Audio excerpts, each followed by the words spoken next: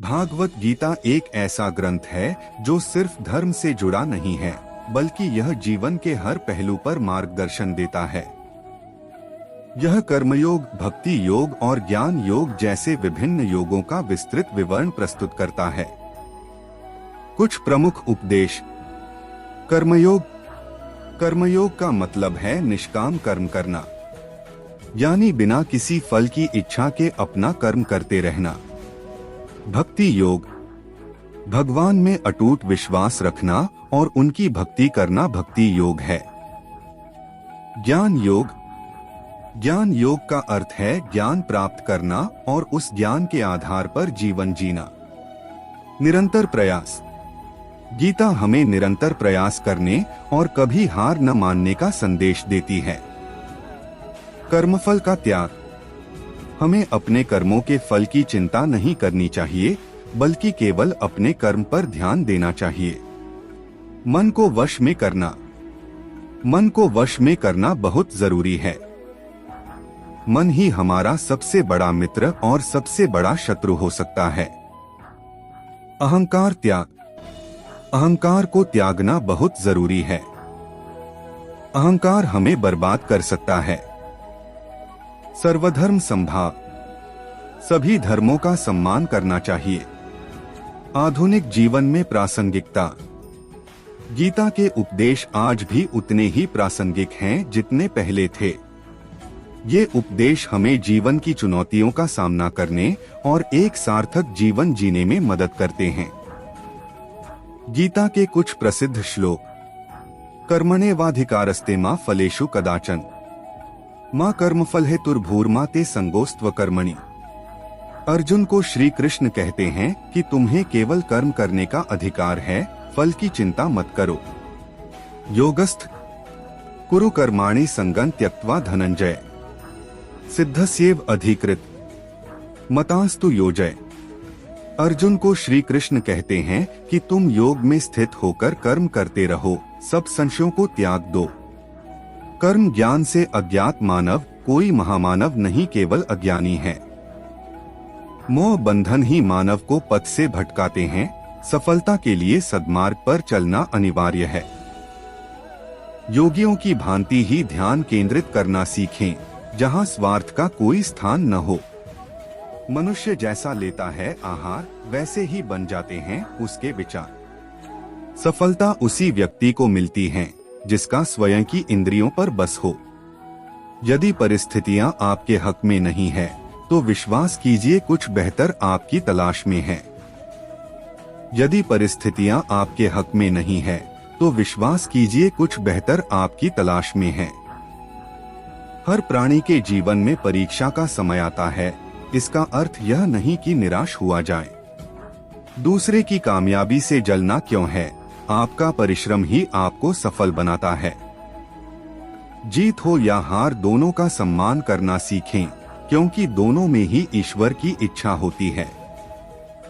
मन की परेशानी या समय की हैरानी का एक ही हल है कि आप अपने सवालों के जवाबों के पीछे ऐसे पड़ जाएं, जैसे आप एक हठयोगी हो। मन को जीतने वाला व्यक्ति ही परमात्मा को प्राप्त कर सकते हैं। शांत मन से ही लक्ष्य की प्राप्ति की जाती है। मन की अशांति से मानव का पतन होता है। निस्वार्थ भाव से की गई सेवा या दान ही सात्विक गुण का आधार होता है। सात्विकता से ही संसार को ऊर्जा प्राप्त करता है। ईश्वर का रूप केवल उतना ही नहीं जितना हम और आप समझते हैं। सृष्टि के हर कण में परमात्मा की उपस्थिति होती है। सृष्टि के हर कण का एक विशेष गुण होता है, जिसका आधार स्वयं श्री हरि नारायण होते हैं।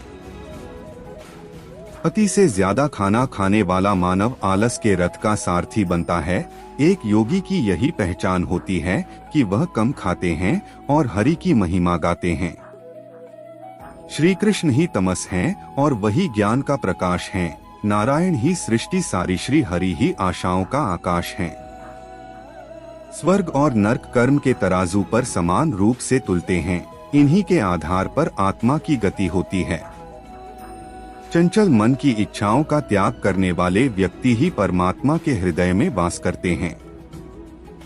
संशय से बाहर निकलकर कर्म को पहचानने वाला व्यक्ति ही सर्वश्रेष्ठ कहलाता है। योगियों की यही पहचान होती है कि उनकी इंद्रियां उनके अधीन होती हैं। भयमुक्त होता है वह प्राणी जो परमात्मा की इच्छा को अपने लिए आदेश मानकर चलता है। चिंताओं की चिता को दाग वही प्राणी देता है जो पूर्णतः मन भाव से स्थिर हो जाता है। सच्ची श्रद्धा और परमात्मा के प्रति समर्पण तब ही सफल माना जाता है जब उसमें कोई शंका न हो।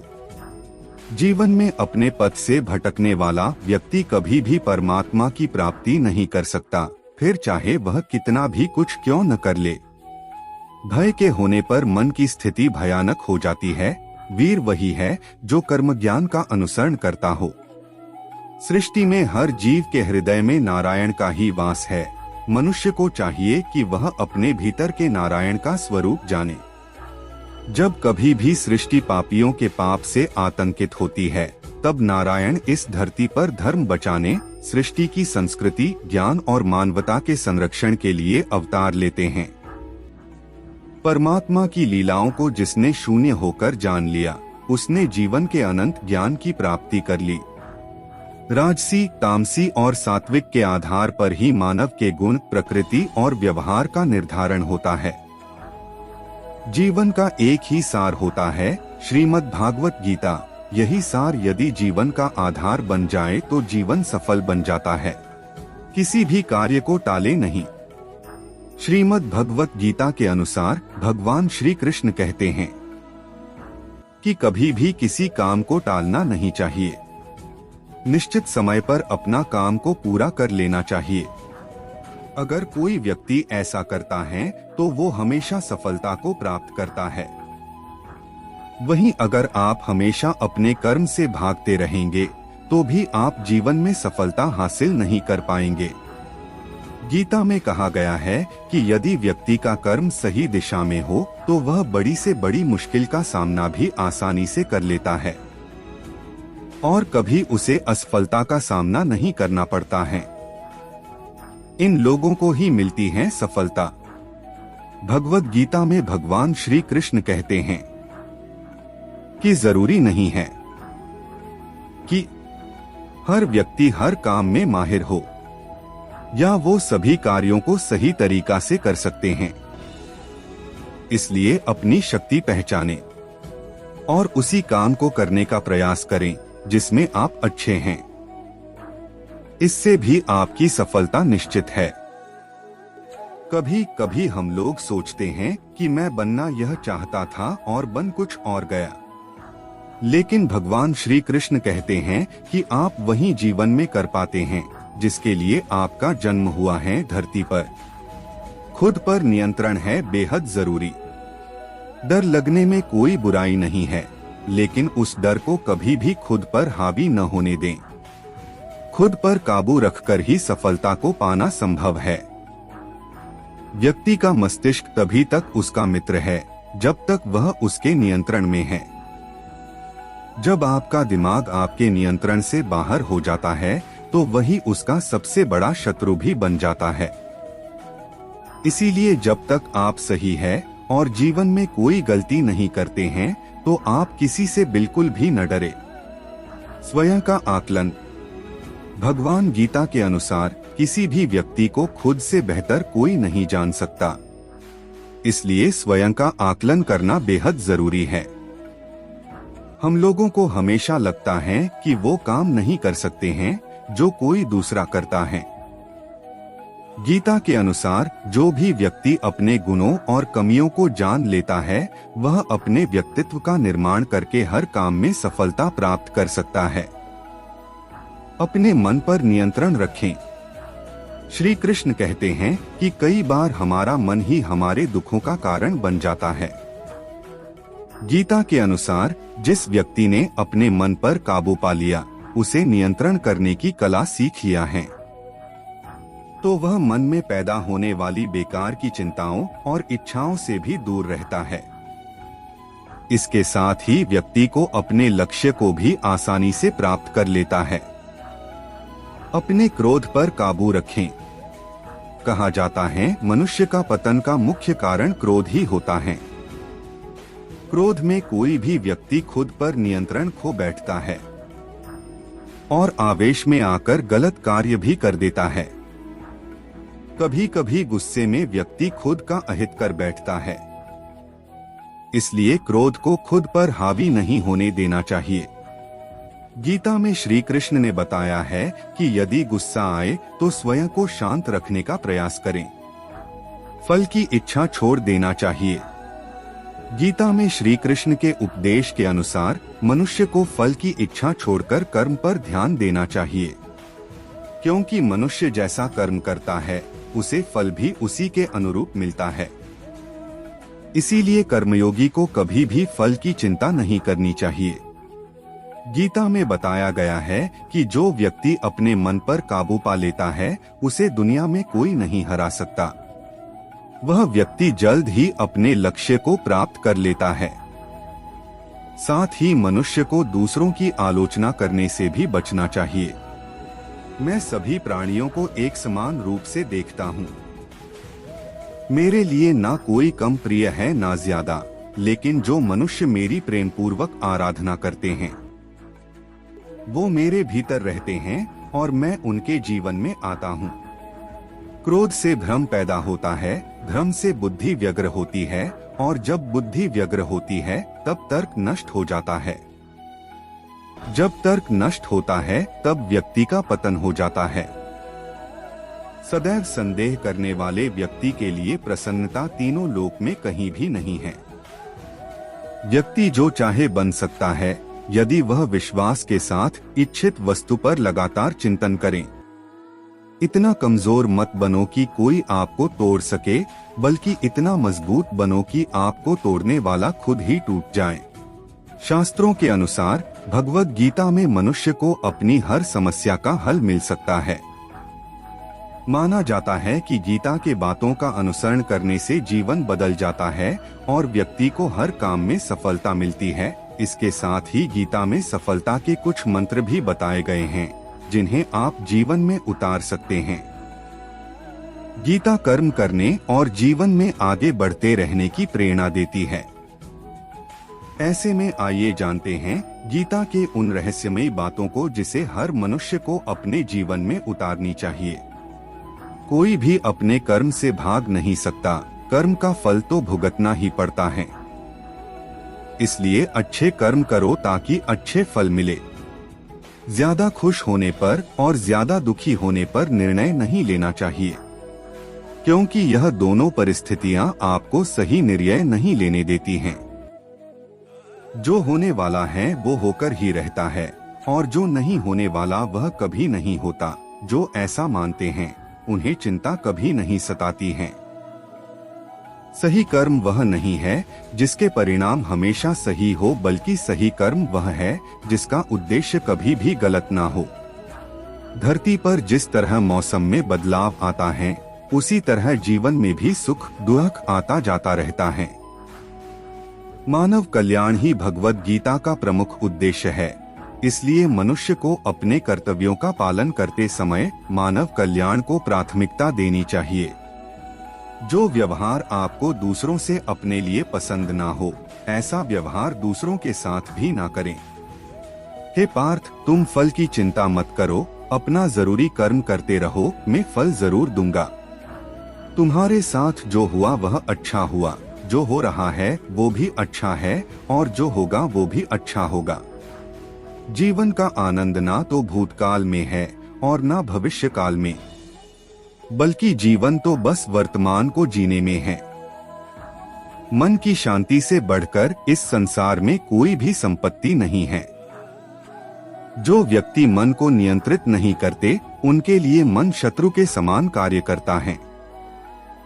जो लोग बुद्धि को छोड़कर भावनाओं में बह जाते हैं उन्हें हर कोई मूर्ख बना सकता है। कोई भी इंसान अपने जन्म से नहीं बल्कि अपने कर्मों से महान बनता है। सदैव संदेह करने वाले व्यक्ति के लिए प्रसन्नता ना इस लोक में है ना ही कहीं और। जब इंसान अपने काम में आनंद खोज लेता है तब वे पूर्णता प्राप्त कर लेता है। व्यक्ति को अपनी इंद्रियों को वश में रखने के लिए बुद्धि और मन को नियंत्रित रखना होगा। इंसान हमेशा अपने भाग्य को कोसता है, यह जानते हुए भी कि भाग्य से भी ऊंचा उसका कर्म है, जिसके स्वयं के हाथों में है। इस दुनिया में कोई भी पूरी तरह से सही नहीं है, इसलिए लोगों की अच्छाइयों को देखकर उनके साथ अच्छे रिश्ते बनाएं। जब हमारा मन कमजोर होता है तब परिस्थितियां समस्या बन जाती हैं, और जब हमारा मन कठोर होता है तब परिस्थितियां चुनौती बन जाती हैं। जब हमारा मन मजबूत होता है तब परिस्थितियां अवसर बन जाती हैं। अगर आप अपनी गलतियों से कुछ सीखते हो तो गलतियां सीढ़ियां बनती हैं, और अगर नहीं सीखते हैं तो गलतियां सागर हैं। फैसला आपका है, चढ़ना है या डूबना है। जो जितना शांत होता है वो उतनी ही गहराई से अपनी बुद्धि का प्रयोग कर सकता है। निंदा से घबराकर अपने लक्ष्य को न छोड़े, क्योंकि लक्ष्य मिलते ही निंदा करने वालों की राय बदल जाती है। सबसे समझदार इंसान वही है जो सफलता मिलने पर अहंकार में नहीं आता और असफलता में गम में नहीं डूब जाता है। नकारात्मक विचारों का आना तय है, लेकिन यह आप पर निर्भर करता है कि आप उन्हें महत्व देते हैं या फिर अपने सकारात्मक विचारों पर ही ध्यान लगाए रहते हैं। जो इंसान सभी इच्छाएं त्याग देता है उसे शांति की प्राप्त होती है। प्रत्येक बुद्धिमान व्यक्ति को क्रोध और लोभ त्याग देना चाहिए, क्योंकि इससे आत्मा का पतन होता है। जो आपका है वो आपको मिलकर ही रहेगा, फिर चाहे उसे छीनने के लिए पूरी कायनात एक हो जाए। हमेशा याद रखना, बेहतरीन दिनों के लिए बुरे दिनों से लड़ना पड़ता है। प्रेरणा का सबसे बड़ा स्रोत आपके अपने विचार है, इसलिए बड़ा सोचे और खुद को जीतने के लिए हमेशा प्रेरित करें। अच्छे कर्म करने के बावजूद भी लोग केवल आपकी बुराइयां ही याद रखेंगे, इसलिए लोग क्या कहते हैं इस पर ध्यान मत दो, आप सिर्फ अपना कार्य करते रहो। नरक के 3 द्वार हैं, वासना, क्रोध और लालच। मैं उन्हें ज्ञान देता हूँ जो सदा मुझसे जुड़े रहते हैं और जो मुझसे प्रेम करते हैं। समय से पहले और भाग्य से अधिक किसी को कुछ भी नहीं मिलता। इंसान अपने विश्वास से बनता है, जैसा वो विश्वास करता है वैसा वो बन जाता है। लगातार कोशिश करने से अशांत मन को वश में किया जा सकता है। सिर्फ मन ही किसी का दोस्त और किसी का दुश्मन होता है। चुप रहने से बड़ा कोई जवाब नहीं और माफ कर देने से बड़ी कोई सजा नहीं। जो चीजें तुम्हारे दायरे से बाहर हो उसमें समय गंवाना मूर्खता है। जो दान कर्तव्य समझकर बिना किसी शक के किसी जरूरतमंद इंसान को दिया जाए वही सच्चा दान है। जीवन का दूसरा नाम संघर्ष है। जिस तरह आग सोने को परखती है उसी तरह मुसीबत एक बहादुर इंसान को। अभिमान नहीं होना चाहिए कि मुझे किसी की जरूरत नहीं पड़ेगी, और यह वहम भी नहीं होना चाहिए कि सबको मेरी जरूरत पड़ेगी। जो मनुष्य फल की इच्छा का त्याग करके केवल कर्म पर ध्यान देता है वह अवश्य ही जीवन में सफल होता है। मदद सबकी करो मगर आशा किसी से मत रखो, क्योंकि सेवा का सही मूल्य ईश्वर ही दे सकते हैं। जैसे समुद्र के पार जाने के लिए नाव ही एकमात्र जरिया है, वैसे ही स्वर्ग में जाने के लिए सत्य ही एक सीढ़ी है। सच्ची दोस्ती दुख को आधा और सुख को 2 गुना कर देती है। जितना हो सके खामोश रहना ही अच्छा है, क्योंकि सबसे ज्यादा गुनाह इंसान से उसकी जुबान ही करवाती है। परिवर्तन संसार का नियम है। समय के साथ संसार में हर चीज परिवर्तन के नियम का पालन करती है। जो बीत गया उस पर दुख क्यों करना, जो है उस पर अहंकार क्यों करना, और जो आने वाला है उसका मोह क्यों करना। जब जब धर्म की हानि और अधर्म की वृद्धि होती है तब तब मैं अपने स्वरूप की रचना करता हूँ। धर्म क्षेत्र कुरुक्षेत्र की पावन धरा पर भगवान श्री कृष्ण ने अर्जुन को माध्यम बनाकर श्रीमद्भागवत गीता जी का निर्मल ज्ञान समस्त संसार को दिया था, जिसके बारे में आज की पीढ़ी को पता होना अति आवश्यक है। क्योंकि गीता उपदेश ऐसे प्रकाश की भांति हैं, जिनका उद्देश्य अज्ञानता का तमस मिटाना है। जब जब धर्म की हानि और अधर्म की वृद्धि होती है, तब तब मैं अपने स्वरूप की रचना करता हूँ। आत्मा को शस्त्र काट नहीं सकते और न अग्नि इसे जला सकती है, जल इसे गीला नहीं कर सकता और वायु इसे सुखा नहीं सकती। जन्म लेने वाले की मृत्यु निश्चित है और मरने वाले का जन्म निश्चित है, इसीलिए जो अटल है, अपरिहार्य है, उसके विषय में तुमको शोक नहीं करना चाहिए। नरक के 3 द्वार होते हैं, वासना, क्रोध और लालच। एक ज्ञानवान व्यक्ति कभी भी कामुक सुख में आनंद नहीं लेता। गंभीर तपस्या और ज्ञान मार्ग से ध्यान श्रेष्ठ है। सर्वोच्च वास्तविकता उन लोगों की चेतना में प्रकट होती है, जिन्होंने खुद को जीत लिया है। जो अपने कर्म के फल के प्रति आसक्ति को नहीं छोड़ सकते, वे मार्ग से कोसों दूर हैं। कोई भी इंसान जन्म से नहीं, बल्कि अपने कर्मों से महान बनता है। अपना काम हमेशा दूसरों के कल्याण को ध्यान में रखकर करें। फल की अभिलाषा छोड़कर कर्म करने वाला पुरुष ही अपने जीवन को सफल बनाता है। जो हुआ वह अच्छा हुआ, जो हो रहा है वह अच्छा हो रहा है, जो होगा वो भी अच्छा ही होगा। मेरा तेरा, छोटा बड़ा, अपना पराया, मन से मिटा दो, फिर सब तुम्हारा है और तुम सबके हो। मन की गतिविधियों, होश, श्वास और भावनाओं के माध्यम से भगवान की शक्ति सदा तुम्हारे साथ है। धरती पर जिस प्रकार मौसम में बदलाव आता है, उसी प्रकार जीवन में भी सुख आता जाता रहता है। लोग आपके अपमान के बारे में हमेशा बात करेंगे। सम्मानित व्यक्ति के लिए अपमान मृत्यु से भी बदतर है। मैं भूतकाल, वर्तमान और भविष्य काल के सभी जीवों को जानता हूँ, लेकिन वास्तविकता में मुझे कोई नहीं जानता है। मेरे लिए ना कोई घृणित है ना प्रिय, किंतु जो व्यक्ति भक्ति के साथ मेरी पूजा करते हैं, वो मेरे साथ हैं और मैं भी उनके साथ हूँ। सफलता जिस ताले में बंद रहती है, वह 2 चाबियों से खुलती है। एक कठिन परिश्रम और दूसरा दृढ़ संकल्प। कोई भी इंसान जन्म से नहीं, बल्कि अपने कर्मों से महान बनता है। अपना काम हमेशा दूसरों के कल्याण को ध्यान में रखकर करें। फल की अभिलाषा छोड़कर कर्म करने वाला पुरुष ही अपने जीवन को सफल बनाता है। जो हुआ वह अच्छा हुआ, जो हो रहा है वह अच्छा हो रहा है, जो होगा वो भी अच्छा ही होगा। मेरा तेरा, छोटा बड़ा, अपना पराया, मन से मिटा दो, फिर सब तुम्हारा है और तुम सबके हो। मन की गतिविधियों, होश, श्वास और भावनाओं के माध्यम से भगवान की शक्ति सदा तुम्हारे साथ है। धरती पर जिस प्रकार मौसम में बदलाव आता है, उसी प्रकार जीवन में भी सुख आता जाता रहता है। लोग आपके अपमान के बारे में हमेशा बात करेंगे। सम्मानित व्यक्ति के लिए अपमान मृत्यु से भी बदतर है।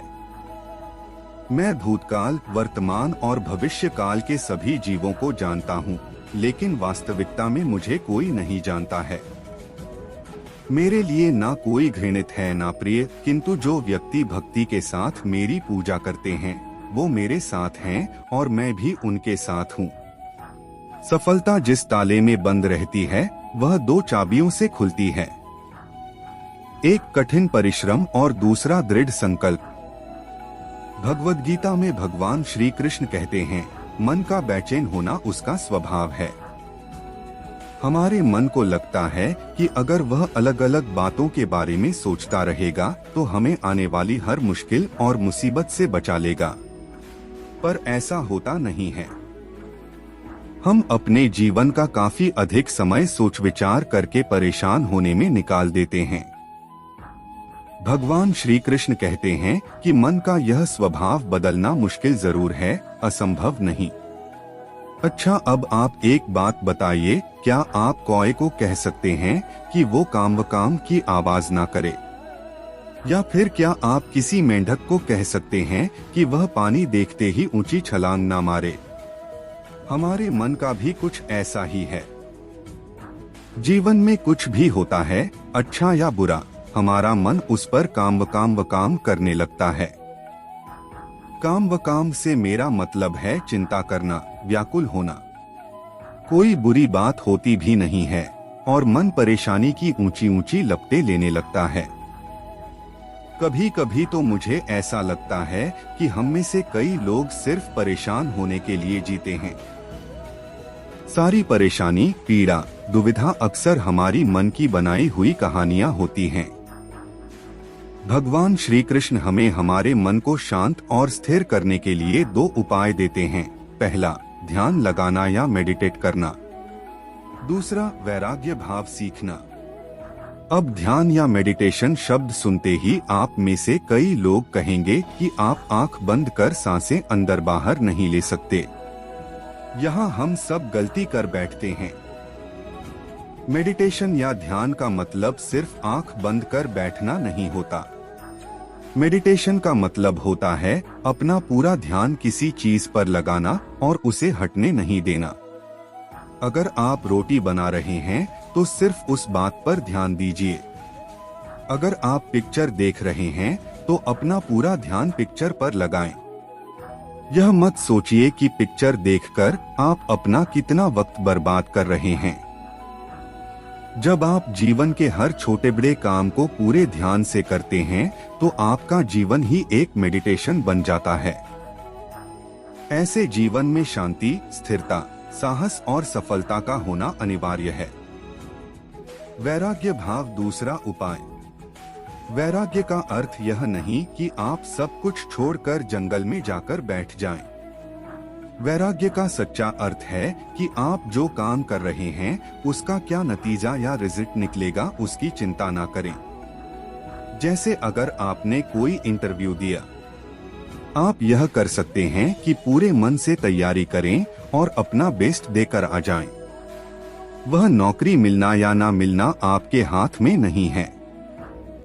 इस नतीजे के पीछे अलग अलग चीजें हैं जो आपके बिल्कुल कंट्रोल में नहीं। तो जिस चीज के बारे में आप कुछ कर नहीं सकते उसके बारे में चिंता भी ना करें।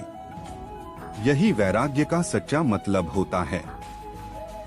और यही है भगवान श्री कृष्ण का दूसरा उपाय मन को चिंता की लपटों से बचाने का। याद रखिए, आप पूरे के पूरे इंसान हैं। समझदारी, संयम और कुशलता से भरे इंसान। आपका मन जब भी कौए की तरह अलग अलग बातों पर आपको परेशान करने लगे तब अपने मन को भी प्यार से समझाइए और शांत कर लीजिए। बस अपने ऊपर विश्वास रखिए कि आप कभी अपना बुरा नहीं होने देंगे। जीवन में समृद्धि और सफलता प्राप्त करने के लिए इन चीजों को छोड़े और इनको पकड़े। जीवन वही देता है जो आप उससे मांगते हैं और जब आपको वह चीज मिल जाती है तब उसकी कोई कद्र नहीं होती है। भगवान कृष्ण ने गीता में बताया है कि सफलता प्राप्त करने के लिए जीवन में कुछ बदलाव। भगवद गीता में श्री कृष्ण कहते हैं, हमारी सफलता केवल हमारे कर्म पर निर्भर है। जीवन में हमेशा हमें कुछ न कुछ चाहिए ही होता है। यह हमारी प्रकृति है। अब इन सब आशाओं और महत्वाकांक्षाओं को पूरा करने के लिए कर्म तो हमें करने ही पड़ते हैं। अब आप कर्म किस भाव से करते हैं, यह आप पर निर्भर है। आपके कर्म के पीछे जो भावना होती है, वह आपके संतोष का सबसे बड़ा कारण बन सकती है। भगवान श्री कृष्ण हमें बताते हैं कि इस जीवन में कर्म से बचना असंभव है। अब कर्म आपके मन को भाने वाले हों या आपके मन को जलाने वाले हों, मनुष्य जीवन की नीति कर्म है। जीवन का आधार कर्म है। अगर आप मोह में बंधकर कर्म करने से मना कर देंगे तो परिस्थितियां ऐसी हो जाएंगी कि वे आपसे वही कर्म करा कर रहेंगी। यह वैसी ही बात है जब अर्जुन कुरुक्षेत्र के महायुद्ध के बीचों बीच अपने अस्त्र डाल देते हैं, क्योंकि कुछ क्षणों के लिए अर्जुन इस मोह में बंध जाते हैं कि अस्त्र उठाने से वह अपने कुल का, अपने संबंधियों का विनाश रचेंगे। तब शायद अर्जुन को कर्म में न संतोष मिल रहा था और न आनंद। इस अवस्था में भगवान श्री कृष्ण पार्थ को बताते हैं कि अगर हम कर्म से मुंह मोड़ लेंगे तो इसका अर्थ यह नहीं कि हम वह करने से बच जाएंगे। कर्म से आप केवल तब बच सकते हैं जब आप उसको करके उसे पूरा करें। अब यह आप पर है कि आप अपने कर्म को धर्म समझकर करें या बोझ समझकर। आपके कर्म को आप कौन सी भावना से करते हैं वह पूर्ण रूप से आप पर है, लेकिन करना तो पड़ेगा, इस तरह या उस तरह। देखिए, बोझ समझकर करेंगे तो जीवन भारी और कठोर लगेगा। धर्म समझकर करेंगे, सेवा भाव से कर्म करेंगे तो ऐसा लगेगा कि आपके हाथों भला हो रहा है। यह ऐसी ही बात है कि आप जो सेब या अनार या संतरा खाते हैं वह इसलिए खा पाते हैं क्योंकि दूर किसी माली ने अपना कर्म किया था। जैसे उसके कर्म का फल आप खा रहे हैं, वैसे ही आपके कर्म से किसी और को कोई सहायता मिल जाएगी। यह क्या होगा, कैसे होगा, यह जानना असंभव है। पर साधारण से साधारण मनुष्य भी अगर अपने मन में यह विश्वास बना ले कि उसके कर्म से किसी का भला हो रहा है, तब उस कर्म में धर्म और सेवा दोनों ही मिल जाते हैं। हम सब इस बात को किसी न किसी रूप में मानते ही हैं और करते भी हैं। जैसे जब हम ऐसी नौकरी करें जो हमें उतनी पसंद नहीं होती, लेकिन उस नौकरी से हमारा घर चल रहा हो या हमारा परिवार खुश रह रहा हो, तो हम हमारा मोह छोड़ देते हैं। इसी कर्म में धर्म का भाव मिलता है। भगवान श्री कृष्ण हमें समझाते हैं कि हम समाज में रहते हैं तो उसके प्रति हमारे कुछ उत्तरदायित्व और कुछ कर्तव्य होते हैं। जैसे अच्छा नागरिक होना, अपने माता पिता का ख्याल रखना, अपने बच्चों की अच्छी परवरिश करना, ये कर्म भी हैं और हमारा धर्म भी है। चलिए, अगर मन इस विचार से डगमगा उठा है कि आप यह सब कैसे करेंगे, तो ऐसे नकारात्मक विचार छोड़ दीजिए। इसकी जगह पर यह विश्वास रखिए कि अगर इस कर्म का उत्तरदायित्व भगवान ने दिया है तो उसको करने की सामर्थ्य और धैर्य भी भगवान ने आपको दिया ही है। मन में रखें यह विश्वास, ईश्वर की इच्छा से पूरे होंगे आपके सभी कार्य। भगवद गीता में भगवान श्री कृष्ण हमें समझाते हैं कि हमारा मोल किसी बाहरी वस्तु, कारण या स्थिति से नहीं आता है। हम जैसे हैं वैसे ही भगवान के लिए अमूल्य हैं। इसलिए हमें भी अपना मोल किसी बाहरी वस्तु, स्थिति या इंसान के आधार पर नहीं करना चाहिए। सोचिए, कितनी बार हम अपना पूरा मन लगा लेते हैं किसी नौकरी पर, प्रमोशन पर या किसी रिश्ते पर। हमारी इच्छा इतनी प्रबल हो जाती है कि हमें लगने लगता है जब हमें वह चीज मिल जाएगी तभी हम सफल होंगे। इस प्रकार हम में और हमारी इच्छा या हमारे लक्ष्य में कोई अंतर नहीं रहता है। भगवान श्री कृष्ण हमें समझाते हैं कि यह गलत है, क्योंकि मनुष्य के मन में अनेक इच्छाओं और लक्ष्यों का आना अनिवार्य है। लेकिन ऐसा कोई मनुष्य नहीं जिसकी सारी इच्छाएं पूरी हों। याद करिए, भगवान श्री कृष्ण भी मनुष्य जीवन में अपनी सारी इच्छाओं को पूरा नहीं कर पाए थे। उन्हें भी गोकुल और यशोदा मैया को छोड़कर मथुरा जाना पड़ा था। इस सहज कार्य में अगर वह अपनी इच्छा और अपने अस्तित्व में अंतर नहीं करते तो वह जीवन के महत्वपूर्ण निर्णय नहीं ले पाते। यही बात हम मनुष्यों पर भी उतनी ही लागू होती है। अगर इच्छा पूरी नहीं हुई या लक्ष्य हाथ न लगे तो इसका मतलब यह नहीं कि हम असफल हैं या हम में सामर्थ्य नहीं। इसका केवल यह अर्थ है कि इस समय शायद जो हम चाहते हैं वह हमारे लिए उचित नहीं। जब हम किसी भी बाहरी वस्तु के लिए अपना मन छोटा करते हैं, उसके न मिलने पर दुखी होते हैं, तो समझना चाहिए कि ऐसा करके हम एक तरह से भगवान का अपमान करते हैं, क्योंकि हम यह मानते हैं कि उस वस्तु या उपलब्धि के मिलने से हमारा मोल होता है। यह विचार ही गलत है, क्योंकि हम सबको भगवान ने बनाया है और उन्होंने जैसा भी बनाया है कुछ सोच कर ही बनाया होगा। हम सब जो कुछ करते हैं उस सब में उनकी इच्छा है और उसे अच्छे से पूरे मन से करने से हम उनकी सोच को पूरा कर रहे हैं। हमेशा यह मानकर चलिए कि इच्छा पूरी हो तो अच्छा और पूरी ना हो तो और भी अच्छा, क्योंकि इसमें कहीं ना कहीं भगवान की लीला है। इसलिए भगवान की लीला की मर्यादा पर सब छोड़कर हम दुखी न होवें। वह कभी आपका बुरा नहीं चाहेंगे। इसका यह अर्थ नहीं कि आप महत्वाकांक्षी ना हो या जीवन में आगे बढ़ने की इच्छा ना रखें। ऐसा बिल्कुल नहीं। भगवान ने जो कहा है उसका अर्थ है कि आगे बढ़ने का जो प्रयास हम कर सकते हो जरूर करें। लेकिन जब हमारे प्रयास का फल वैसा नहीं निकलता जैसा हम चाहते हैं, तब हमें अपने आप को दोष नहीं देना चाहिए। जो भी फल आता है उस पर अलग अलग व्यक्तियों, परिस्थितियों का प्रभाव होता है। उन पर हमारा नियंत्रण नहीं होता। अगर रिश्तों की बात करें तो हम जिसे प्यार करें जरूरी नहीं कि उसके मन में हमारे लिए वही भावना हो। आप इस बात में क्या कर सकते हैं? इसलिए आप वह कीजिए जो आपके मन को सही लगे और आगे के लिए यह अडिग विश्वास रखिए कि जो कुछ भी होगा अच्छे के लिए ही होगा। दूसरा कोई रास्ता नहीं जब आपके साथ भगवान स्वयं हैं।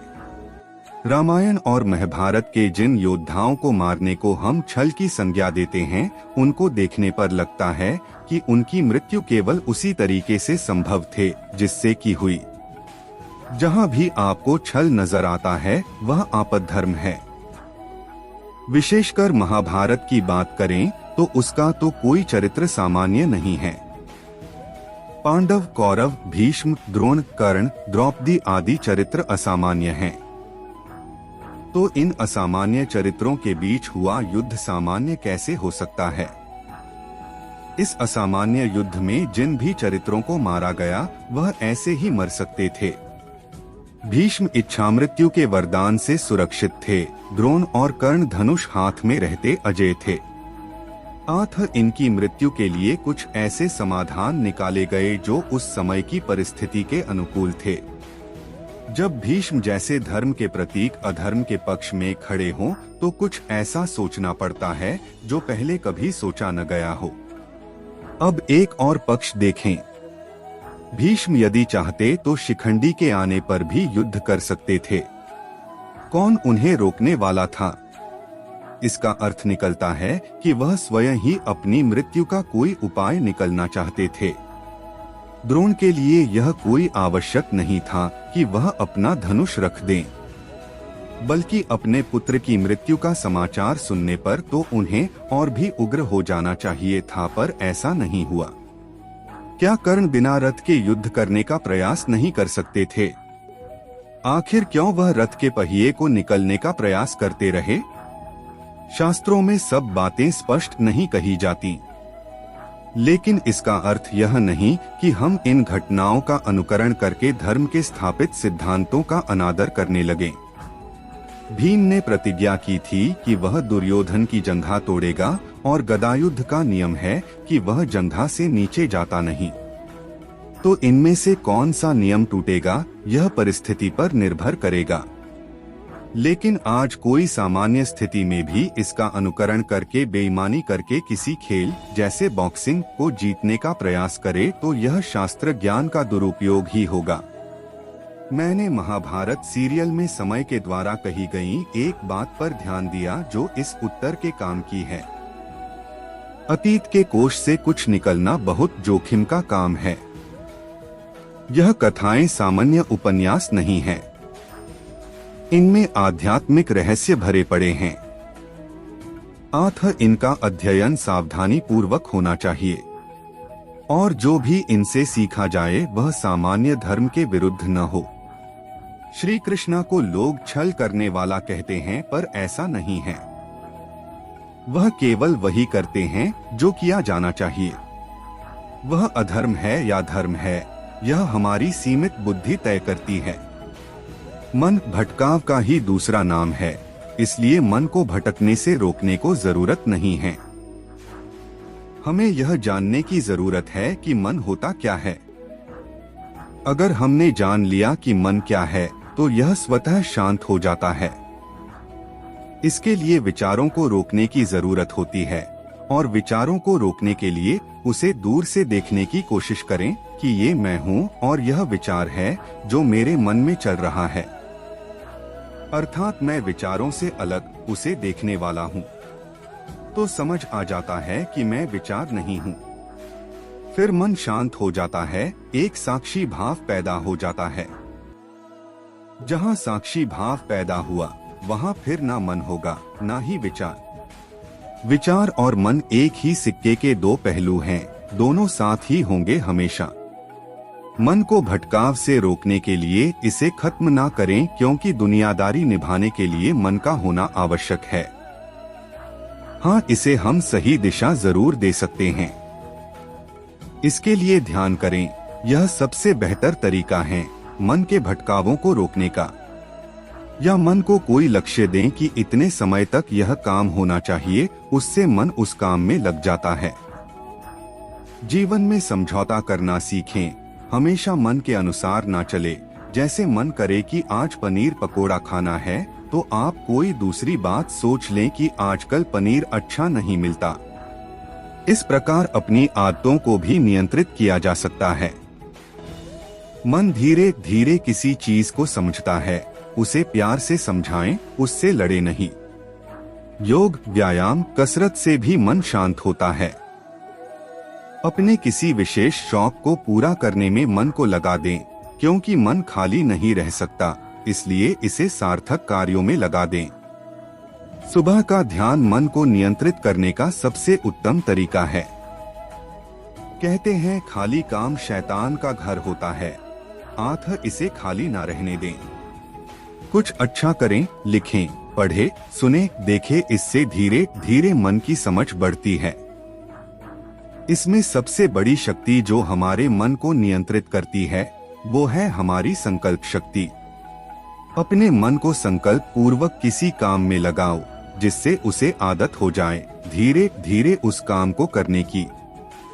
जैसे आज मुझे 8 घंटे पढ़ाई करनी ही है, फिर बैठें, शुरू में मन नहीं लगेगा, लेकिन फिर मन लगने लगेगा, क्योंकि पुराने संस्कार इतनी जल्दी नहीं मिटते हैं। खुद को सकारात्मक आत्म सुझाव दें, जैसे मेरा मन हमेशा शांत रहता है। इस प्रकार अपने मन को भटकावों से दूर किया जा सकता है।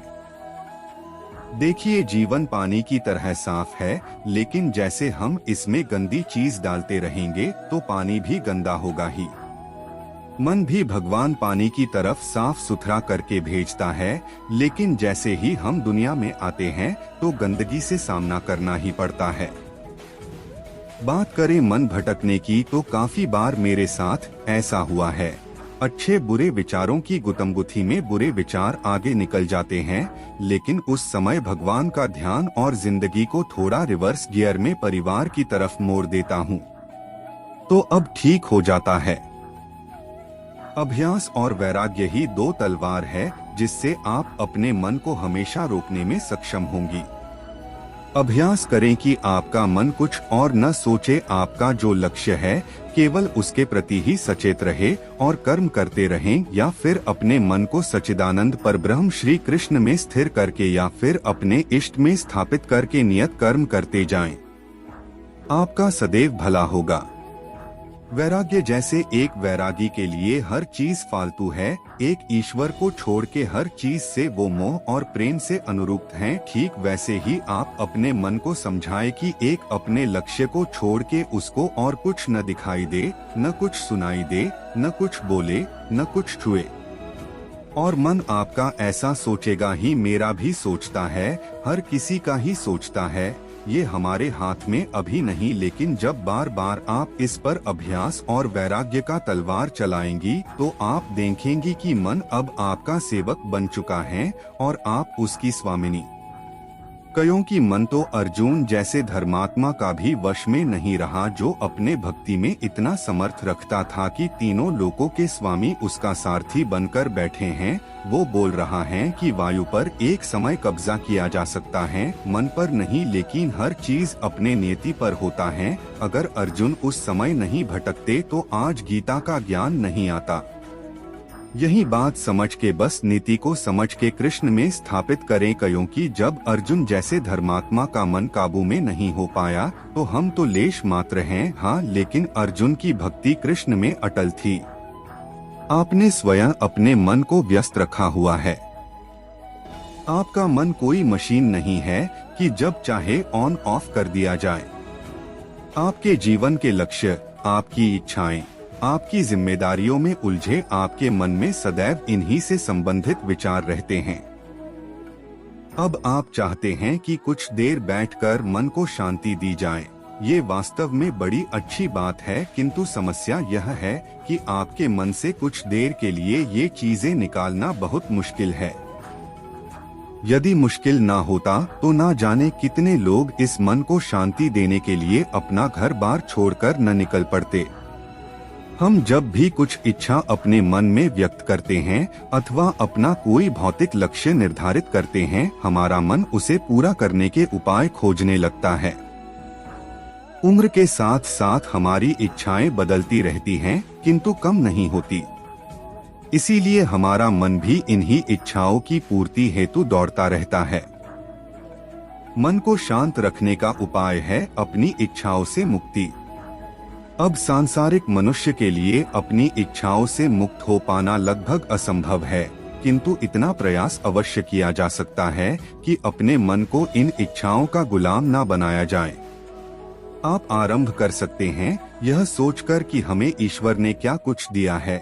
अपनी किसी प्रिय वस्तु अथवा व्यक्ति के बारे में सोचिए और सोचिए कि अगर वह आपके पास ना होती तो कैसा होता। जो ईश्वर ने दिया है उसके प्रति आभार प्रकट कीजिए। इससे मन को जरूर शांति मिलेगी और आपको ध्यान लगाने में सहजता महसूस होगी। ईश्वर आपका भला करें। मन को नियंत्रित करना एक दिन का काम नहीं है, बल्कि इसके लिए नियमित और व्यवस्थित साधना की आवश्यकता होती है। जब यह नियंत्रित हो जाता है तो अंदर से ऐसा महसूस होता है जैसे कि परमात्मा की प्राप्ति हो गई है। आपका शरीर एक हथियार है और इसे अधिक मजबूत बनाने पर विचार करना चाहिए।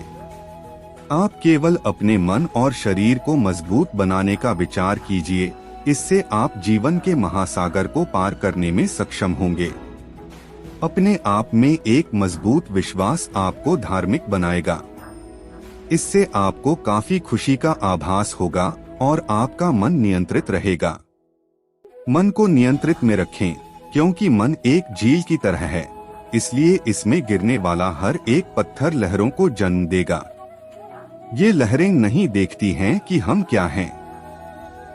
चुपचाप बैठो और मन को भटकने दो जहां वह जाना चाहता है, परंतु आप अपने आप पर एक दृढ़ विश्वास रखें कि आप अपने मन को सभी यादृच्छिक दिशाओं में देख रहे हैं। अब भगवान से मिलाप करने की कोशिश करें, लेकिन सभी संसारिक मोह माया या रिश्तों को त्याग कर। कुछ समय बाद आप देखेंगे कि आपका मन शांत झील की तरह शांत हो रहा है।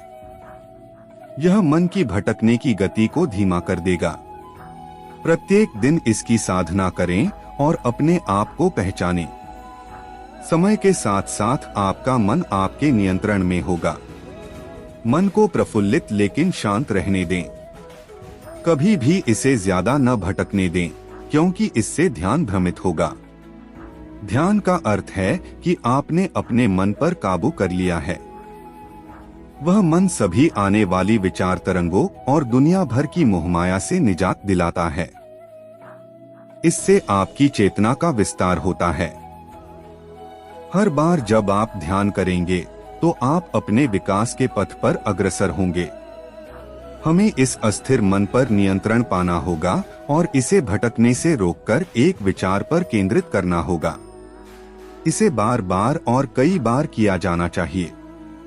इच्छा शक्ति के द्वारा हमें अपने मन को काबू करना चाहिए और इस पर नियंत्रण पाकर ईश्वर की महिमा की स्तुति करें। इससे मन के निरंतर नियंत्रण का प्रवाह स्थिर हो जाता है, क्योंकि जब आप दिन प्रतिदिन साधना करते हैं तो मन निरंतर एकाग्रता की शक्ति प्राप्त कर लेता है। मन को एकाग्र करने से पहले मन को समझना होगा कि वो भाग किस ओर रहा है। क्योंकि विधियां बहुत सारी है, लेकिन हर विधि हर किसी पर लागू नहीं होती। इसलिए कुछ करने से पहले समझना बहुत जरूरी है। अगर आप शुरुआत कर रहे हैं, अगर आपको यह बात अभी कुछ समय पहले ही समझ आई है कि मन को एकाग्र करना जरूरी है, तो सबसे आसान तरीका है आप योग निद्रा करना शुरू करें। यह बिल्कुल आसान तरीका है। इससे सरल और आसान तरीका अभी तक इस दुनिया में कोई नहीं है। योग निद्रा पीठ के बल लेटकर की जाती है। यह एक गाइडेड मेडिटेशन तकनीक है। अच्छी बात यह है कि इसके रिजल्ट्स बहुत जल्द मिलते हैं और कई बार तुरंत भी मिल जाते हैं। अगर आप कई तरीके आजमाने के बाद भी एकाग्र नहीं हो पा रहे हैं, इस कंडीशन में भी आपको योग निद्रा तो करनी ही चाहिए।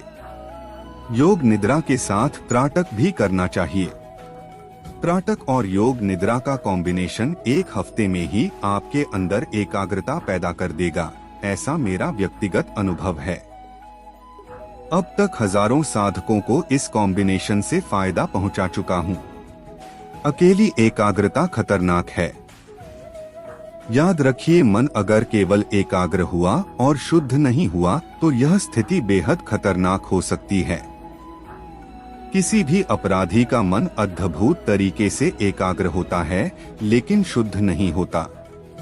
इसलिए सावधान रहना होगा कि एकाग्रता केवल अच्छे विचारों को नहीं, बुरे विचारों को भी उतनी ही अहमियत देती है। मन को शुद्ध रखने की कुछ आसान तरीके। कर्म योग यानी निस्वार्थ सेवा का हर हफ्ते नियम बना लीजिए। अच्छे लोगों की संगति में सप्ताह में एक बार अवश्य बैठिए। मन में अधिक बुरे विचार उठ रहे हो तो अपने गुरु को अवगत अवश्य करवाएं। पक्षियों को दाना डालें और गाय को चारा। कोई भूखा दिखे तो कुछ भी खिलाकर उसे तृप्त करे। रोजाना नंगे पांव हरी घास या मिट्टी पर चले। रोजाना साधना का नियम। ध्यान साधना करने का रोजाना का नियम बनाएं। अगर किसी दिन अत्यधिक व्यस्त भी हो तो कुछ समय केवल प्रार्थना के लिए अवश्य निकाले। रोजाना साधना का नियम अद्भुत सफलता दिलवाता है। जीवन में एकाग्रता बेहद जरूरी है। मेरा ऐसा मानना है कि जीवन में जो होना है वो होकर ही रहेगा। ये एक अटल सत्य है। इसे ना आप बदल सकती हैं और ना ही मैं बदल सकता हूँ और ना ही कोई और बदल सकता है। जितनी जल्दी ये सत्य लोगों की समझ आ जाए उतना ही बेहतर उनका जीवन हो जाता है, क्योंकि जब भी ज्यादातर मनुष्यों के साथ कोई अच्छी घटना घटती है तो उसे वो अपनी सफलता समझते हैं, पर वास्तव में देखा जाए तो वो सफलता उस मनुष्य की मेहनत का एक सफल परिणाम है जिसकी वजह से उसको सफलता प्राप्त हुई है। उसी प्रकार जब मनुष्य के साथ कोई बुरी घटना घटित हो जाए तो वो उसे अपनी असफलता समझता है, पर वास्तव में ऐसा कुछ नहीं होता है। असफलता मनुष्य को उसके द्वारा की गई मेहनत के असफल परिणाम की वजह से मिलती है। इस आधार से हम ये कह सकते हैं कि सफलता और असफलता का एक ही कारण होता है और वो है मेहनत का परिणाम। सही आया तो सफलता और गलत आया तो असफलता। पर ध्यान रहें कि मेहनत तो करनी ही पड़ेगी, क्योंकि बिना मेहनत के ना तो हम सफल हो सकते हैं और ना ही असफल हो सकते हैं। जब भाग्य में ही लिखा है सब कुछ होना, तो हम इतनी मेहनत क्यों करें? तो आपसे मैं एक बात कहना चाहूँगा कि भाग्य में सब कुछ पहले से तय है, इसमें कोई भी संदेह नहीं है और होना भी नहीं चाहिए एक समझदार मनुष्य को। पर क्या मनुष्य को ये बात पता है कि उसके भाग्य में क्या लिखा है? जवाब है नहीं, पर फिर भी नासमझ मनुष्य भाग्य को ही कोसता रहता है अपनी असफलता के लिए। इसके ठीक उलट सफलता का श्रेय तो वो अपनी मेहनत को ही देता है। इसलिए मनुष्य को कहा जाता है कि मेहनत कर, भाग्य में होगा तो फल मिलेगा। और जो मनुष्य इस सत्य को स्वीकार करता है वो मेहनत ही करता है, और यदि सही फल मिल जाए तो वो ज्यादा उत्साहित भी नहीं होता और सही फल ना मिले तो ज्यादा हताश भी नहीं होता। इसलिए मनुष्य मेहनत करने से पीछे नहीं हटता है। मगर समझदार मनुष्य वो ही होता है जो मेहनत के साथ साथ भाग्य के रहस्य को भी समझता है, और भाग्य का रहस्य है कि इसे कोई नहीं जान सकता है। मेहनत करने से ही सफलता मिलती है। वास्तव में देखा जाए तो ये एक गलत धारणा है, क्योंकि सफलता मेहनत के सही परिणाम आने से ही मिलती है। उसी प्रकार असफलता मेहनत के गलत परिणाम आने से ही मिलती है, जिसे हम भाग्य कहते हैं। अच्छा हुआ तो सौभाग्य और बुरा हुआ तो दुर्भाग्य। यदि मनुष्य भाग्य के रहस्य को समझ जाए तो उसे जीवन में काम करने की प्रेरणा मिलती रहेगी, नहीं तो क्या होगा, मनुष्य असफलता को अपनी कमजोरी समझेगा और हो सकता है कि वो इस वजह से अपने जीवन को ही समाप्त कर दें। ऐसा नहीं है। इतनी बड़ी दुनिया में कई तरह की संभावनाएं या चांस होते हैं, जिसे आप भाग्य भी कह सकते हैं। आप किस देश या किस जगह पैदा होते हैं यह आप पर निर्भर नहीं। आप स्वस्थ होंगे या कोई बीमारी से ग्रस्त हो जाएंगे, यह आपके माता पिता और आपके पालन पोषण पर निर्भर करेगा, आप पर नहीं। आप गरीब पैदा होते हैं या अमीर, यह भी आप निर्धारित नहीं करते। जीवन संभावनाओं का बहुत बड़ा खेल है, लेकिन जैसे टॉस हारने मात्र से खेल में हार नहीं होती या टॉस जीत लेने से जीत सुनिश्चित नहीं होती, उसी प्रकार गरीब पैदा होने से आप नहीं हारते या आमिर होने का अर्थ यह नहीं कि आप सफल हो ही जाएंगे। अब आप पर निर्भर करेगा कि आप जीवन का खेल कैसे खेलेंगे। आपकी तरफ उछाले गए हर कैच को आप पकड़ते हैं या झटकते हैं, यानी मौका मिलने पर आप कितनी मुस्तैदी से उसका उचित लाभ उठाते हैं, यह आप पर निर्भर है। अब मेहनत का फल तभी मिलता है जब आपकी मेहनत सही जगह और सही योजना से की गई हो। अगर आप कुछ नहीं करेंगे तो आपके सफल होने की संभावनाएं बहुत कम होगी, जबकि अगर आप उचित और सही मेहनत करेंगे तो आपके सफल होने के चांस ज्यादा है। यह कुछ ऐसा है कि जैसे आप एग्जाम के लिए पढ़ते हैं तो आपके पास होने के चांस ज्यादा है बनिस्बत इसके कि आप ना पढ़े। अब यह भी हो सकता है जो न पढ़ा हो वो भी पास हो जाए, और जो पढ़ा हो वो पेपर के दिन बीमार पड़ जाए और फेल हो जाए। ऐसा होता भी है पर बहुत कम। पर हम किसी भी थ्योरी को पास या रिजेक्ट उसके मैक्सिमम रिजल्ट पर निर्धारित करते हैं। उसी प्रकार हम यह नहीं कह सकते कि भाग्य में जो होगा वही होगा या मेहनत का कोई महत्व नहीं। पूजा पाठ करना एक कर्म है जिसका समयानुसार समुचित फल पूजा पाठ करने वाले को ही मिलता है। इसी प्रकार हमारे द्वारा पहले से इस जन्म में या पिछले जन्म में किए गए अन्य अच्छे बुरे कर्मों के फल भी हमें प्रत्येक कर्म के अनुसार अलग अलग मिलने हैं और मिल रहे हैं। अर्थात किसी एक अच्छे या बुरे कर्म का फल किसी अन्य बुरे या अच्छे फल से निरस्त नहीं होता।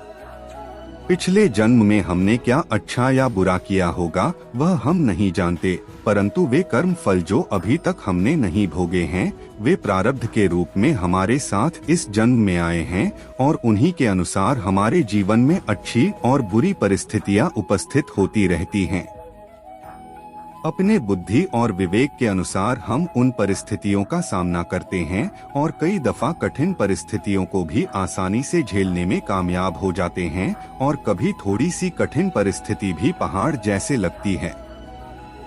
पूजा पाठ करना और अन्य विधियों द्वारा ज्ञान हासिल करना सात्विक प्रयोजन है, जिनके द्वारा हमें सुख और दुख में समदृष्टा होने की प्रेरणा मिलती है और आइंदा निष्काम कर्म करने की प्रवृत्ति जागृत होती है, जो हमें मोक्ष मार्ग की ओर अग्रसर करने में सहायक होती है। उपरोक्त व्याख्या से यह बात स्पष्ट होती है कि हर वह क्रिया जो निष्काम भाव से नहीं की जाती उसके कर्मफल हमें भोगने ही पड़ते हैं। समझदारी से हम छुरी को कांटा कर सकते हैं। पूजा पाठ व ज्ञान हमें समझदार बनाने में तो मदद करते हैं, परंतु कर्मफलों को निरस्त नहीं करते। एक बात और भी जानने वाली है कि कर्मों का फल कर्म करने वाले को ही मिलता है। किसी के लिए प्रार्थना करके हम स्वयं तो भावनात्मक शांति पा सकते हैं, परंतु जिसके लिए प्रार्थना करते हैं उसका कष्ट हम केवल प्रार्थना करने से कम या ज्यादा नहीं कर सकते। उसके लिए तो उसे स्वयं ही यत्न करना पड़ता है, क्योंकि हर एक का लेखा जोखा बिल्कुल अलग होता है।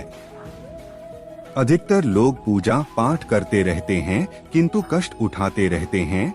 खुद के संतोष के लिए नाम देते हैं कि देवी या देवता परीक्षा ले रहा। भ्रम मत पालिए, देवी देवता के पास इतनी फुर्सत नहीं कि लाखों लोगों की परीक्षा लेते फिरें। जो जीवन भर उनकी साधना करता है उसमें से किसी किसी को यह सौभाग्य मिल जाता है कि उनकी वे परीक्षा ले लें और उन्हें मुक्त कर दें। सामान्य लोग तो उन तक अपनी बात भी नहीं पहुंचा पाते, फिर वह परीक्षा क्या लेंगे। होने वाले कष्ट या तो नकारात्मक ऊर्जा के कारण होते हैं, ग्रह स्थितियों के कारण होते हैं, अथवा जिसकी आप उपासना कर रहे उसकी ऊर्जा असंतुलित हो रही। ऐसा भी हो सकता है कि आपकी गलतियां ही भारी पड़ रही हों। कुल देवता देवी पितृ दोष अथवा स्थान दोष भी इसके कारण हो सकते हैं। यह अभिचार भी हो सकता है। आपकी पूजा में इतनी शक्ति नहीं होती कि इन्हें संतुलित कर सके, तो आप भ्रम पाल लेते हैं कि देवी देवता परीक्षा ले रहे। इस नाम पर झेलते रहते हैं कष्ट और खुद को सांत्वना देते रहते हैं। इसलिए भ्रम मत पालिए, थोड़ा कीजिए पर जो कीजिए सही कीजिए, पूरी जानकारी के साथ कीजिए। याद रखिए देवी देवता ऊर्जा है, मनुष्य नहीं। उन्हें दिखाने सुनाने की शक्ति आप में आएगी तभी वह देखेंगे सुनेंगे। अपने आप वह कुछ नहीं देखते सुनते, क्योंकि वह सबके हैं। जो दिखा दिया उसकी सुन ली। खुद देखते तो इतने लोग अच्छे सच्चे और ईमानदार होने पर भी कष्ट नहीं पाते। भगवान श्री कृष्ण गीता में कहते हैं कि यहाँ सब कुछ बदलता रहता है। कालचक्र में इतनी शक्ति होती है कि वह राजा को रंक और रंक को राजा बना देता है। इस जीवन में एक पल में क्या हो जाना है और दूसरे पल में क्या हो जाना है, इसका आकलन कोई नहीं कर सकता। इस जीवन में कोई भी चीज स्थायी नहीं है। हर एक चीज शुरू होने के बाद उसका अंत अवश्य होता है और फिर नई चीज शुरू होती है। जीवन में दुख आते हैं तो कुछ पल के बाद सुख भी आते हैं। कभी लाभ होते हैं तो कभी हानि भी होती है। कभी जय होता है तो कभी पराजय भी होता है। कभी मान होता है तो कभी अपमान भी होता है। इसलिए मनुष्य को चाहिए कि वह दुख को भी अस्थायी समझकर उसे अपनाए। गीता में भगवान श्री कृष्ण अर्जुन को कहते हैं कि किसी चीज को शुरू करने के लिए कभी कोई सही समय नहीं होता। मनुष्य जब कोई चीज शुरू करता है वही उसके लिए सही समय होता है। जो मनुष्य सही समय के इंतजार में रहता है उसके लिए सही समय कभी नहीं आता और वह कभी भी अपने काम को शुरू नहीं कर पाता। ऐसे मनुष्य जीवन भर सही समय का इंतजार करते ही रह जाते हैं और कभी सफलता प्राप्त नहीं कर पाते। इसलिए मनुष्य को चाहिए कि सही समय की प्रतीक्षा करने के बजाय वह अभी से ही काम को शुरू करें। गीता में कहा गया है कि बीते कल और आने वाले कल की चिंता करना व्यर्थ है, क्योंकि ना बीते हुए कल को बदला जा सकता है और ना आने वाले कल को देखा जा सकता है। मानव को वर्तमान का आनंद लेना चाहिए। भूतकाल में बीते घटनाओं को सोचकर एवं आने वाले कल की चिंता करके मनुष्य वर्तमान के सभी पलों को व्यर्थ गुजार देता है। जो हो गया सो हो गया और जो होगा उसे टाला नहीं जा सकता। इस सत्य को अपनाकर मनुष्य को वर्तमान के हर एक पल का आनंद उठाना चाहिए। हर व्यक्ति दुनिया को अपने अपने नजरिए से देखता है। जिसकी जैसी नजर यह दुनिया उसके लिए उसी तरह है। दुनिया को बदलने से पहले खुद के नजरिया को बदलना जरूरी होता है। जिस दिन आपका नजरिया अच्छा हो जाएगा यह दुनिया भी आपको बहुत अच्छी लगेगी। नजरिया हमारे व्यक्तित्व का बहुत अहम हिस्सा होता है। यही हमारे जीवन यात्रा की दिशा तय करता है। नजरिया सकारात्मक और नकारात्मक दोनों हो सकता है। नकारात्मक नजरिया होने से व्यक्ति केवल निराशा और दुख पाता है। लेकिन सकारात्मक नजर से व्यक्ति को यह जीवन बहुत ही सरल और सहज लगने लगता है। क्रोध मानव के विनाश का कारण होता है, क्योंकि क्रोध से भ्रम पैदा होता है और भ्रम से बुद्धि विचलित हो जाती है। क्रोध में मानव को कुछ भी आभास नहीं रहता है। क्रोध में मानव अपनों के प्रति भी गलत शब्द का प्रयोग करता है। गलत शब्द व्यक्ति को दिल से चोट पहुंचाता है, जो घाव कभी मिट नहीं पाता। वह समझ ही नहीं पाता कि क्या सही और गलत है। क्रोध उसे गलत राह पर ले जाती है। इसलिए मनुष्य को क्रोध पर काबू करके मन को शांत रखना चाहिए। युद्ध के परिणाम को सोचकर जब अर्जुन विचलित हो जाते हैं, तब भगवान श्री कृष्ण उन्हें कर्म का ज्ञान देते हुए कहते हैं कि कर्म कर, फल की इच्छा मत रख, क्योंकि कर्म करना मनुष्य के अधीन है, लेकिन फल प्राप्त करना मनुष्य के अधीन नहीं है। मनुष्य अगर सच्चे दिल से और कर्म को धर्म समझकर कर्म कर रहा है, तो उसे एक ना एक दिन कर्म का फल जरूर मिलेगा। जो मनुष्य फल की इच्छा रख के कर्म करता है, वह सुख दुख के जाल में फंस जाता है, क्योंकि जब मनुष्य अपने कर्म से फल प्राप्त नहीं कर पाता तो दुख उसे घेर लेती है। फल की पहली चिंता करने से मनुष्य अपने कर्म को सही से नहीं कर पाता, लेकिन जो मनुष्य बिना फल की चिंता किए कर्म को करता है, उसे फल अवश्य मिलता है और वही व्यक्ति ज्ञानी होता है। मन जिसके बारे में हम सुनते हैं लेकिन कभी देख नहीं पाते, क्योंकि मन हमारे शरीर का एक शक्तिशाली अदृश्य हिस्सा है। मन ही तो है जो मनुष्य में तरह तरह के भाव को उत्पन्न कराता है और मनुष्य उसी के अनुसार व्यवहार करता है। मन मनुष्य को अपने जाल में इस कदर फंसा के रखता है कि मनुष्य लाख कोशिश कर ले, लेकिन वह अपने मन पर काबू नहीं पा पाता। मन काफी शक्तिशाली होता है, वह मनुष्य को अपने अधीन रखता है और हमारा मन हमें नाचना चाहता रहता है। मन मनुष्य को घमंड की मदिरा पिलाकर मदहोश करने की शक्ति रखता है। मन मनुष्य को जीवन के अंत तक अपने जाल से निकलने नहीं देता, जिस कारण मनुष्य सदा जीवन के मोह माया में व्यस्त रहता है। हर मनुष्य की आत्मा के अंदर परमात्मा का प्रकाश है और उस परमात्मा का साक्षात्कार करने के लिए मनुष्य को अपने मन पर नियंत्रण करना पड़ता है। एक बार मनुष्य मन पर काबू पाने में सफल हो जाए तो वह जीवन के मोह माया से बहुत आसानी से पीछा छुड़ा सकता है। मनुष्य का शरीर विनाशी है, उसका कोई अस्तित्व नहीं, लेकिन मनुष्य का आत्मा अविनाशी है। आत्मा कभी नहीं मरती, यह सदा अमर रहती है। आत्मा को ना कोई शस्त्र मार सकता है, ना कोई अस्त्र मार सकता है। यदि यह वीडियो आपको पसंद आई तो वीडियो को लाइक, चैनल को सब्सक्राइब और वीडियो को शेयर करना बिल्कुल ना भूले। तो इसी के साथ हम विदा लेते हैं और मिलेंगे अगले वीडियो में, जो जीवन जीने की नई राह दिखाएंगे। जय श्री कृष्णा।